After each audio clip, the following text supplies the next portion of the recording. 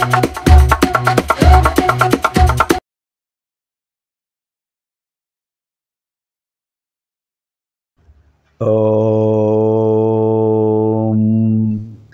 శ్రీ గురుభ్యో నమః.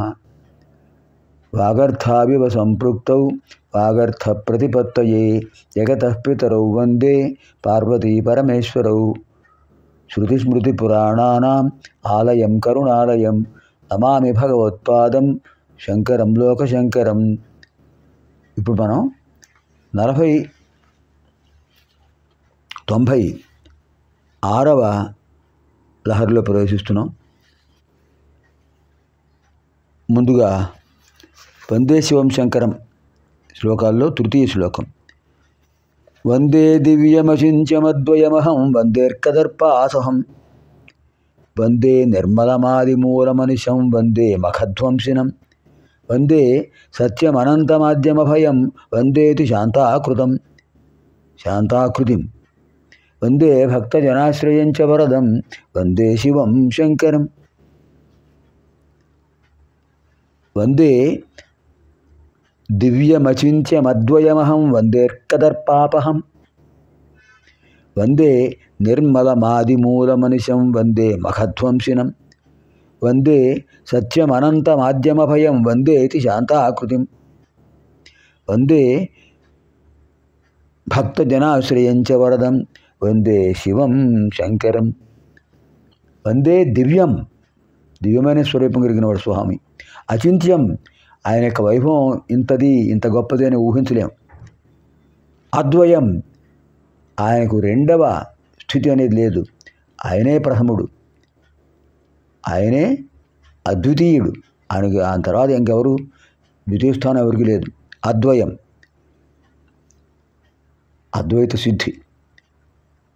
వందే అర్కదర్పాపహం ఇక్కడ మధ్యలో అహం ఉంది. అహం అంటే నేను, కర్త. ఈ పదంలో పైన శ్లోకాల్లో అహం లేదు, కానీ ఈ శ్లోకంలో అహం అనే పదం కూడా ఉంది. అహం నేను, అహం వందే నేను నమస్కరిస్తున్నాను. ఎవరిని? అర్కదర్పాపహం. అర్క సూర్యుని యొక్క గర్వాన్ని అపహం తొలగించినవాడు. కొన్ని సందర్భాల్లో దిక్పాలకులు కూడా వస్తుంటాయి. ఏమిటి? గర్వం. ఆ గర్వాన్ని తొలగించేస్తాడు స్వామి.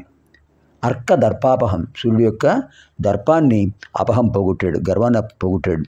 వందే నిర్మలం, ఆయన ప్రశాంతమైన రూపం కలిగినవాడు. ఆది మూలం, అందరికీ కూడా ఆధారమైన ఆదిమూలం ఆయనే. ఆదిమూలం అంటే కైలాసం, ఆదిస్థానం. ఆదిమూలం. అనిశం వందే, ఎల్లప్పుడూ నేను నమస్కరిస్తున్నాను. అనిశం వందే మఖధ్వంసినం, యజ్ఞాన్ని ధ్వంసం చేసేసాడు. ఎవరి యొక్క యజ్ఞం? దక్షాధ్వర ధ్వంసం. దక్షుడు పరమేశ్వరుని ఆహ్వానించకుండా యజ్ఞం చేశాడు. అంచేత శివుడు రాకపోతే యజ్ఞం మంగళప్రదాలు అవుతుంది, ధ్వంసం అయిపోయింది. అంచేత మఖధ్వంసి దక్షుడు యొక్క యజ్ఞాన్ని ధ్వంసం చేసేసాడు. వందే సత్యం అనంతం ఆద్యం అభయం, సత్యస్వరూపుడు, అంతము లేనివాడు, ఆద్యం లేనివాడు, అనాది మధ్యాంత స్వరూపుడు. అభయం, ఎప్పుడూ భక్తులకు అభయం ఇస్తుంటాడు. నేనుండగా నీకు భయమేలా అంటుంటాడు స్వామి. వందేతి శాంతాకృతం, శాంతమైన ఆకారం కలిగినవాడు, ప్రశాంతమైన ఆకారం కలిగినవాడు. ఆయన ఎప్పుడూ అలా ధ్యానంలో ఉంటాడు. వందే భక్తజన ఆశ్రయం చ వరదం వందే శివం శంకరం, భక్తులకు ఆశ్రయం ఇచ్చినటువంటి ఆ స్వామివారికి నమస్కారము. వందే దివ్యమచింత్యమద్వయమహం వందేర్కదర్పాపహం వందే నిర్మలమాదిమూలమనిశం వందే మఖధ్వంసినం వందే సత్యమనంతమాద్యమభయం వందేతి శాంతాకృతిం, శాంతమైన ఆకృతి గలవాడు. వందే భక్తజనాశ్రయం చ వరదం వందే శివం శంకరం. ఇప్పుడు 96వ లహరి. ధైర్యాంకుశేన నిభృతం రభసాదాకృష్య భక్తి శృంఖలయా పురహర చరణాలానే హృదయమదేభం బదాన చిద్యంత్రైః. ధైర్యాంకుశేన నిభృతం రభసాదాకృష్య భక్తి శృంఖలయా పురహర చరణాలానే హృదయమదేభం బదాన చిద్యంత్రైః. హృదయమదేభం హృదయమద ఇభం హృదయమదేభం హృదయమదేభం మదేభం అంటే మదించిన ఏనుగు ఏమిటిది హృదయం. నా హృదయమనే మొదటి ఏనుగును ధైర్యాంకుశేన ధైర్యమనే అంకుశంతో చ్యుత్యంత్రై జ్ఞానమనే యంత్రాలతో నిభృతం రహస్యంగా అంటే ఎవరికి తెలియకుండా నైపుణ్యంతో రభసాతు వేగంగా ఆకర్షించి పురహర చరణ ఆలానే పురహరుడు ఎవరు? త్రిపురాసుర సంహారి పరమేశ్వరుడు. ఆయన యొక్క చరణ ఆలానే పాదములనే స్తంభానికి భక్తి శృంఖలయ భక్తి అనే గొలుసుతో బధానా కట్టే స్వామి, బంధించే స్వామి. నా మనస్సు చంచలం, నా హృదయం మదించిన ఏనుగు లాంటిది, మాట వినటం లేదు. నీ పాదాలనే స్తంభానికి కట్టేసి స్వామి. అలాగనే దానికి ఒక నిలకడ కలుగుతుంది.